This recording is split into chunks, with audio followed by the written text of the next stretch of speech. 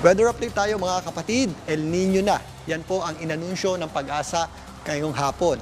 Ang ibig sabihin po niyan, lumagpas na po tayo do sa 0.5 degrees Celsius above sa average natin na temperatura dito po sa kalagitnaan ng Pasipiko. Ibig sabihin po niyan, meron na nga po tayong El Nino or present na po ang El Nino natin. Sa ngayon, tayo po ay nasa mild o mahinang El Nino pa lamang, pero sa kalagitnaan ng taon or sa huling bahagi ng taon hanggang sa susunod na taon, posible pa po yung tumaas sa full-blown El Nino event at magpapatuloy nga yan hanggang sa susunod na taon. Ang ibig sabihin po niyan, yung ating drought ay inaasahan na po natin o yung ating tagtuyot ay mas aasahan na po natin sa huling bahagi ng taon, lalong-lalo na po sa tag-init sa 2027. Pero possible din po tayong makaranas ng mas marami pong pag-ulan dulot ng enhanced habagat naman sa kanlurang bahagi ng ating bansa, lalong-lalo na kapag may mga dumadaang bagyo dito sa kanto ng ating area of responsibility. So paghahandaan po natin yan mga kapatid at i-monitor po natin ang posibleng paglakas pa nitong ating El Nino sa mga susunod na buwan. Pero sa ngayon,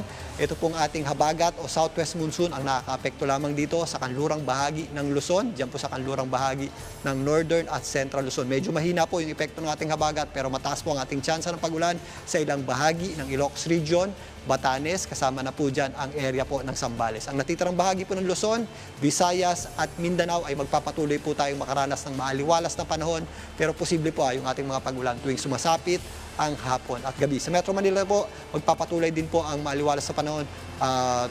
Maganda po ang ating panahon, magiging mainit sa tanghali pero pagsapit ng hapon, kung mapapansin nyo, medyo lumalakas po yung ating hangin, nagiging maulap ang ating panahon. At kung minsan, meron tayong mga afternoon showers o thunderstorms. Ito po ay mga isolated lamang o hindi man masyadong nagtatagal pero maghanda pa rin po tayo at paglalabas tayo ng bahay, ugaliin pa rin po natin ang pagdadala ng payong dahil minsan nakakaranas po tayo ng mga thunderstorms na posible po magpabaha, especially sa mga mabababang kalsada at posible rin po magdulot ng matinding traffic. At magpapatuloy pa po yan sa mga susunod na araw.